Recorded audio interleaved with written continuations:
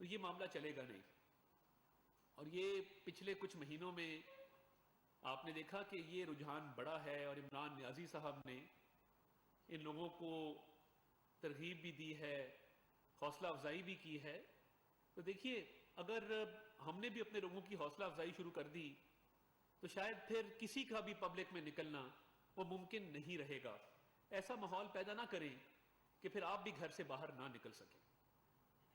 اور یہ جو لوگ ہیں جن کو مدینہ منورہ میں سزا ہوئی وہ بھی آپ کے سامنے ہے. تو یہ مت سمجھیں کہ مدینہ منورہ میں سزا ہو گئی کیونکہ وہاں کے قوانین تھوڑے سخت ہیں اس حوالے سے، اور آپ کو برطانیہ میں سزا نہیں ہوگی.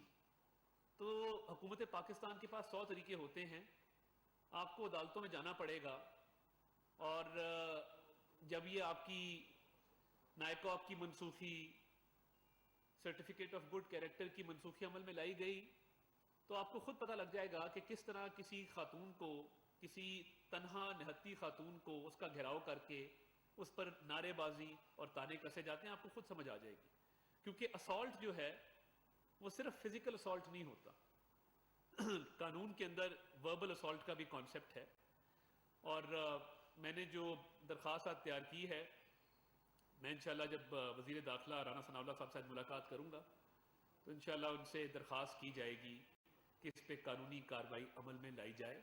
اور یہاں پر بھی دیکھیے اہل خانہ خاندان پاکستان میں بھی موجود ہیں، ان کو بھی قانونی نوٹس سرو کیا جائے گا کہ یہ آپ کے خاندان کے افراد ہیں جنہوں نے یہ غیر قانونی حرکت کی ہے اور یہ کارروائی ان کے خلاف ہم کرنے جا رہے ہیں.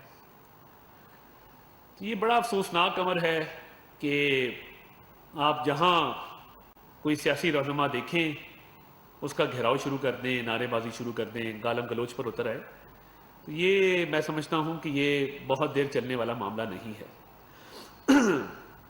ایک بہت اہم موضوع جس پر میں آج بات کرنا چاہتا ہوں وہ پنجاب حکومت کی طرف سے بلایا گیا پنجاب اسمبلی کا اجلاس ہے.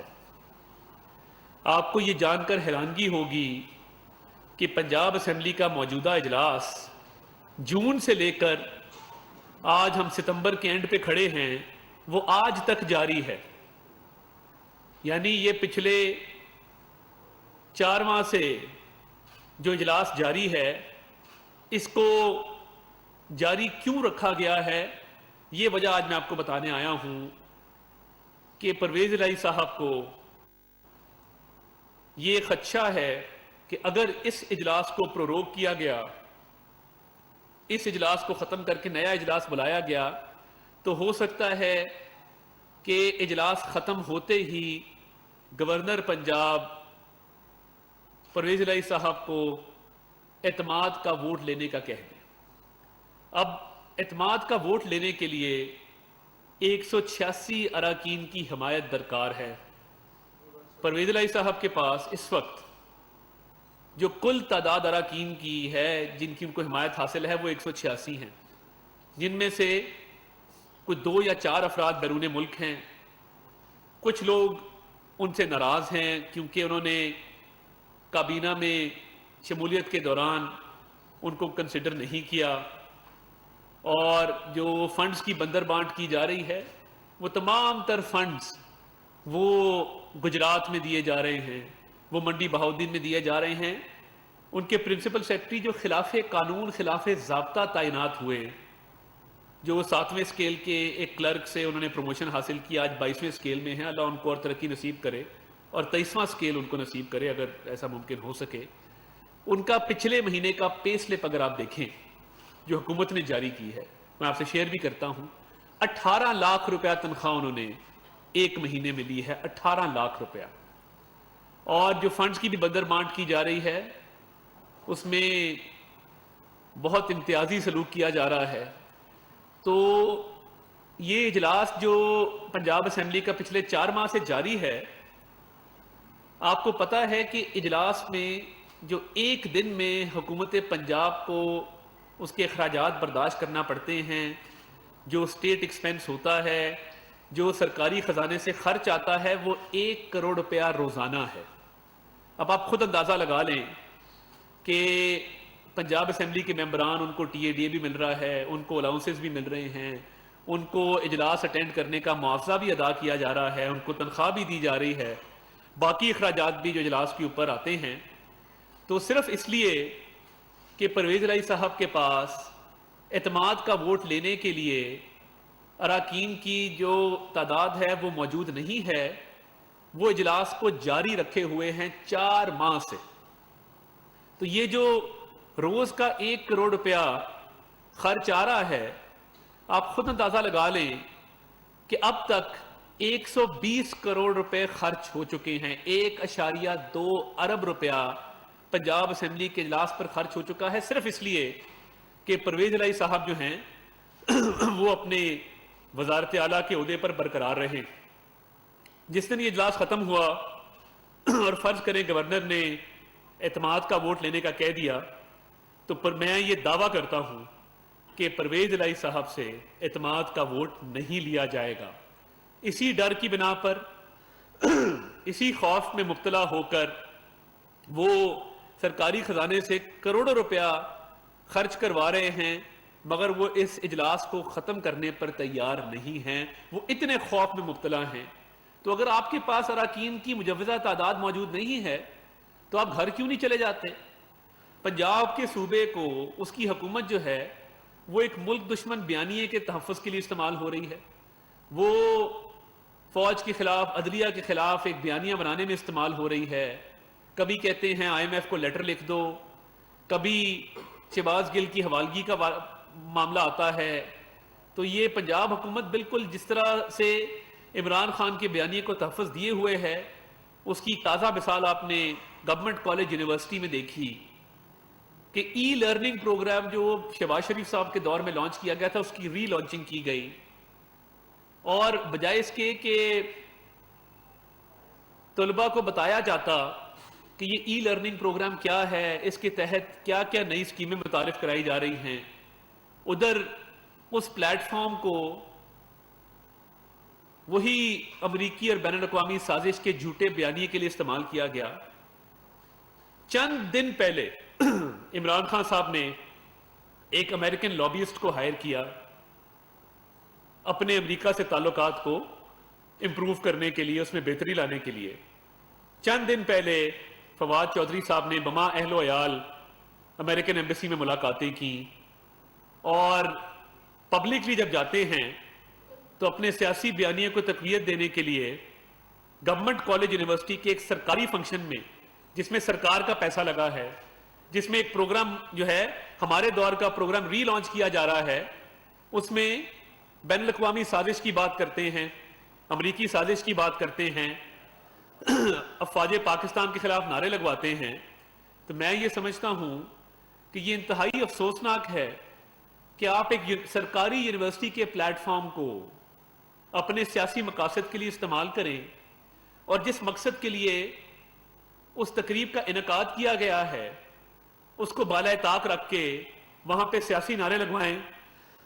یہ اس ذہنی پستی کا ثبوت ہے کہ عمران خان صاحب کو اقتدار سے دوری نے کتنی ٹھیس پہنچائی ہے، کتنی تکلیف پہنچائی ہے، کہ وہ آج بھی امریکہ کے خلاف نعرے لگواتے ہیں اور ساتھ بیک ڈور چینل کے ذریعے اپنے تعلقات میں بہتری لانے کی کوشش کرتے ہیں۔ دوسری طرف وہ افواج پاکستان کے خلاف اس پلیٹ فارم کو یوز کرتے ہیں۔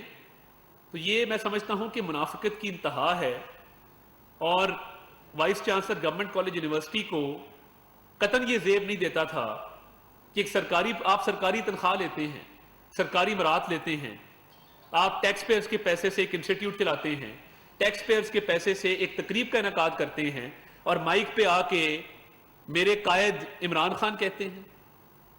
آپ کو اگر اتنا شوق ہے تو آپ ذاتی خرچ پہ جلسہ کروا لیں۔ یہ انتہائی نامناسب ہے کہ آپ نے ایک تقریب کا انعقاد کیا، سرکاری تقریب کا، اور اس میں سیاسی نعرے لگوائے۔ تو یہ تو میں بلکہ مشورہ دوں گا وائس چانسلر صاحب کو کہ آپ کوئی گراؤنڈ بک کرا لیں اور خرچہ برداشت کریں کرسیوں کا، اسٹیج کا، ساؤنڈ سسٹم کا، اور جو مرضی نعرے لگوائیں، میرا قائد بنائیں اس کو یا جو بھی بنائیں، مگر سرکاری پلیٹ فارم کو اپنی سرکاری پوزیشن کو مس یوز کرتے ہوئے اس کام کی اجازت نہیں دی جائے گی۔ गवर्नर पंजाब ने इसका नोटिस लिया है और इस पे इनके खिलाफ कार्रवाई अमल में लाई जाएगी। और ये जो मैंने सेशन का जिक्र किया कि तकरीबन 120 करोड़ रुपया इस पे खर्च आ चुका है और परवेज इलाही साहब अपनी कुर्सी बचाने के लिए जून से पंजाब असेंबली के सेशन को अब तक जारी रखे हुए हैं, सिर्फ इसलिए कि उनको एतमाद का वोट ना लेना पड़े। दूसरी तरफ आज ये इंकशाफ हुआ है कि 131 नई वीआईपी और प्रोटोकॉल की गाड़ियां खरीदी जा रही हैं। समरी मूव हो चुकी है, पहले वुजरा को नई गाड़ियां लेके दी गई, पे खर्च किया गया। और परवेज इलाही साहब का कोई एक भी दौरा आप मुझे हालिया दिनों में सैलाब ज़दगान के पास का दिखा दें, सैलाब ज़दा इलाकों का दिखा दें, कोई परवाह नहीं है। और कल उन्होंने एक टॉक शो में इल्ज़ाम लगाया कि वफाक की तरफ से कोई पैसा पंजाब को नहीं दिया गया। परवेज इलाही साहब, आपको शर्म आनी चाहिए। चुल्लू भर पानी हो तो आप डूब मरें कि वफाक ने बेनजीर इनकम सपोर्ट प्रोग्राम के तहत 4 अरब रुपया सूबा पंजाब को दिया है। 50,000 से ऊपर आपको टेंट मिले हैं, जिसमें बहुत ज्यादा तादाद टेंट्स की आपकी पीडीएमए को गई है, जो आपकी सूबाई डिजास्टर मैनेजमेंट अथॉरिटी है। और उसके अलावा 2.25 लाख से ऊपर जो फूड पैकेट्स हैं रिलीफ की शक्ल में, वो पंजाब को दिए गए हैं। तो आप किस मुंह से ये इल्जाम लगा रहे हैं? क्या आपके पास ये आदादो शुमार नहीं पहुंचे? मेरा ख्याल है नहीं पहुंचे। आप सैलाब में गए होते, आपने सैलाब ज़दगान को गले से लगाया होता, आपने उनकी मुश्किलात दरियाफ्त की होती, आपने ब्रीफिंग ली होती, तो आपको पता लगता कि वज़ीर आज़म शहबाज शरीफ साहब की हिदायत पे 4 अरब रुपया बिस्क के थ्रू गया, 50,000 से ऊपर टेंट गए, 2.25 लाख से ऊपर फूड पैकेट्स गए। तो ये वफाक पर इल्जाम लगाने से पहले तहकीक लाजिम है, थोड़ी सी तहकीक कर लिया करें। मगर आपको सैलाब से सरोकारी कोई नहीं है, क्योंकि आपकी हुकूमत 131 नई शहाना गाड़ियां खरीदने में मसरूफ है, जिसपे 1.3 अरब रुपया खर्च आ रहा है। ये आपने सोच भी कैसे लिया कि इस दौर में जब सैलाब ज़दगान को इमदाद की जरूरत है, रिहेबिलिटेशन की जरूरत है, रिलीफ की जरूरत है, आप उस दौर में 1.3 अरब रुपए की गाड़ियां खरीद रहे हैं अपने वजीरों मशीरों के लिए, अपने लिए, अफसरान के लिए, सीएम सेक्रेटेरिएट के लिए।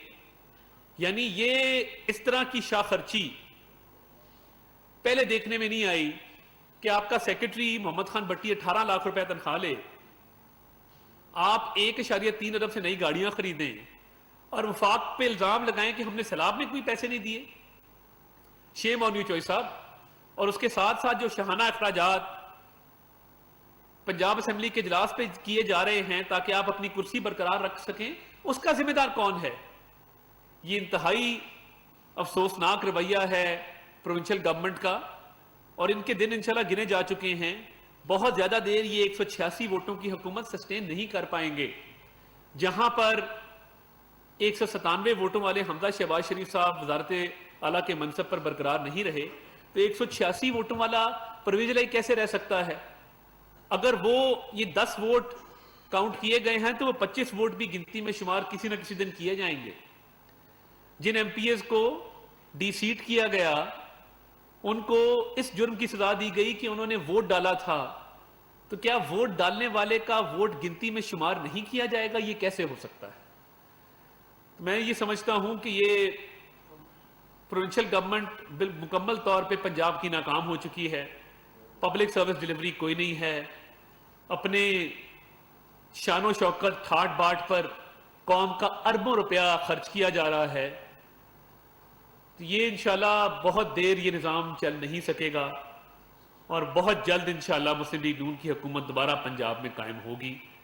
और जिस तरीके से पंजाब को एक मुल्क दुश्मन बयानिए के लिए इस्तेमाल किया गया है, उस पर बहुत जल्द इंशाल्लाह आप देखेंगे कि इनका अंजाम को अच्छा नहीं होगा। और मैं ये भी पूछना चाहता हूं कि हर मीटिंग में इनके साहबजादे मोनिस इलाही किस कैपेसिटी में बैठते हैं सरकारी इजलासों में?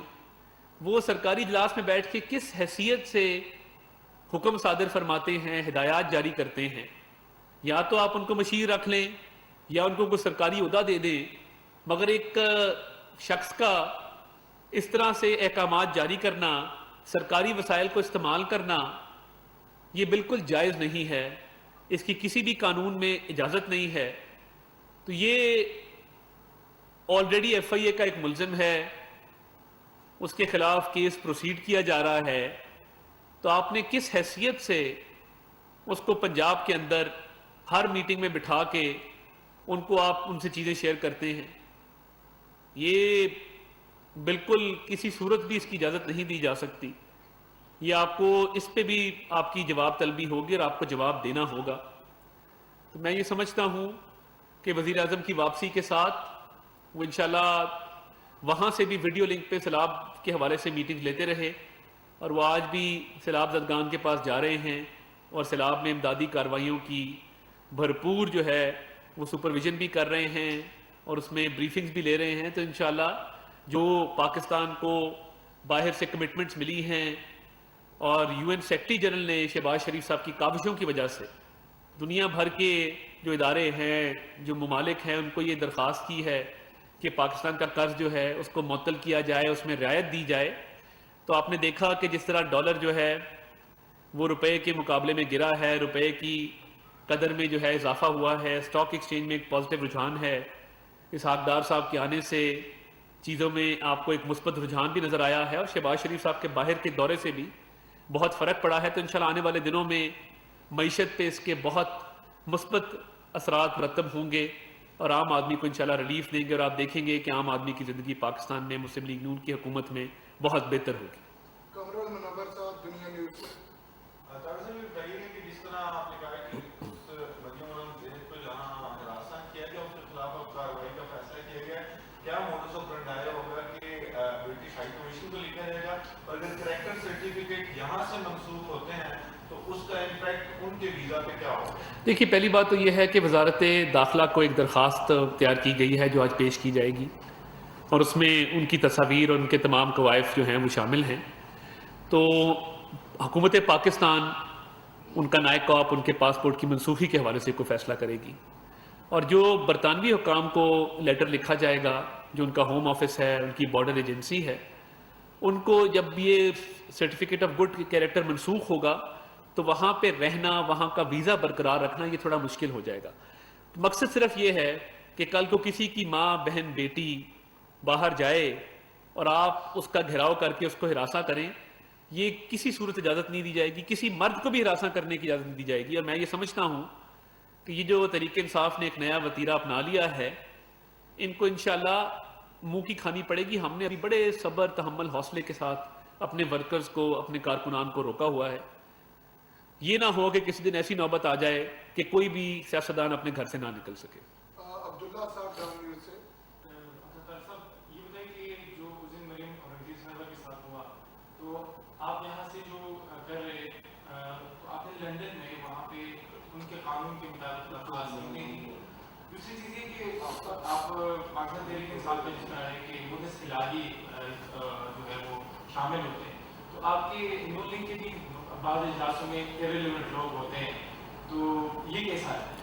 دیکھیے، مسلم لیگ نون کے اجلاسوں میں پہلی بات تو یہ کہ لوگوں کو جن کو مدعو کیا جاتا ہے وہ میٹنگ ٹو میٹنگ مدعو کیا جاتا ہے. آپ یہ نہیں دیکھیں گے کہ وزیر اعظم کی ہر میٹنگ میں کوئی ایسا شخص موجود ہوگا جس کے پاس کوئی عہدہ، کوئی پورٹ فولیو نہیں ہے. تو وہ مونِ صلاحی کے بغیر کوئی میٹنگ پنجاب میں منعقد ہی نہیں کی جاتی. وہ ہر اجلاس میں، ہر میٹنگ میں، ہر ڈسکشن میں موجود ہوتے ہیں. تو کس ناطے سے ہوتے ہیں، میرا تو یہ سوال ہے. اور دوسری بات یہ ہے کہ یہ مریم اورنگزیب صاحبہ کی صوابدید تھی کہ یو کے میں رہتے ہوئے وہ وہاں کی اتھارٹیز کو درخواست دینا چاہتی ہیں کہ نہیں دینا چاہتی. تو میں نے یہی گزارش کی کہ وہاں آپ کی صوابدید ہے، اب آپ پاکستان آ گئی، یہاں ہماری صوابدید ہے.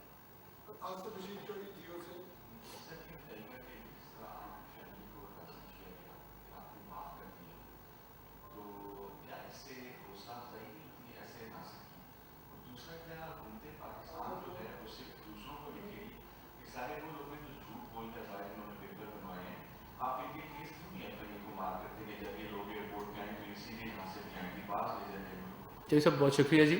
پہلی بات یہ، میرے ساتھ ادھر اسلام آباد میں اپنی فیملی کے ساتھ تھا، مدال میں ایک واقعہ پیش آیا اور اس کو غلط طریقے سے سیاق و سباق سے ہٹ کے پیش کیا گیا کہ ہنسنے پہ میں نے 4 افراد کو گرفتار کروا دیا. ایسا قتل نہیں تھا. نعرے بازی کی گئی، ہلڑ بازی کی گئی. آپ اپنی فیملی کے ساتھ ہوں اور ہلڑ بازی کی جائے، میں نے برداشت کیا، مگر وہاں پہ موجود سیکیورٹی نے پولیس کو اطلاع کی. پولیس نے کارروائی کرتے ہوئے 4 نوجوانوں کو گرفتار کیا.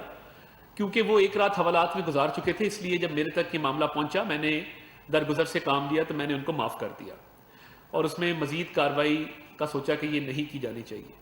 جو آپ بات کر رہے ہیں ایف آئی اے کے حوالے سے، آج جو وزیر داخلہ سے ملاقات ہے اس میں یہی بات طے ہونی ہے کہ ایف آئی اے اور وزارت داخلہ ان لوگوں کے خلاف کیا کارروائی عمل میں لا سکتی ہے، اور ان کے پاسپورٹس کی منسوخی جب ہوگی تو پاکستان جب یہ آئیں گے، پاکستان ایئرپورٹ پر آمد پہ کیا قانونی کارروائی ہو سکتی ہے، جس میں گرفتاری شامل ہے، جس میں ان کو واپس ڈیپورٹ کرنا شامل ہے، کیونکہ یہ اپنے آپ کو برٹش پاکستانی کہتے ہیں۔ جب آپ برٹش پاکستانی اپنے آپ کو کہتے ہیں تو آپ پہ برٹن کا قانون بھی لاگو ہوگا، پاکستان کا قانون بھی لاگو ہوگا۔ تو یہ نہیں ہو سکتا کہ آپ ڈول نیشنلٹی کا فائدہ اٹھاتے ہوئے ایک پاکستان کی وزیر کو ہراساں کریں اور اس کے بعد کہیں کہ جی ہم برٹش لا کی جو ہے وہ پروٹیکشن لے رہے ہیں۔ تو یہ نہیں ہوگا کہ آپ کو کوئی بھی ایک قانون کی پروٹیکشن مل جائے، آپ کے خلاف ہر صورت کارروائی عمل میں لائی جائے گی۔ بہت شکریہ جی، تھینک یو۔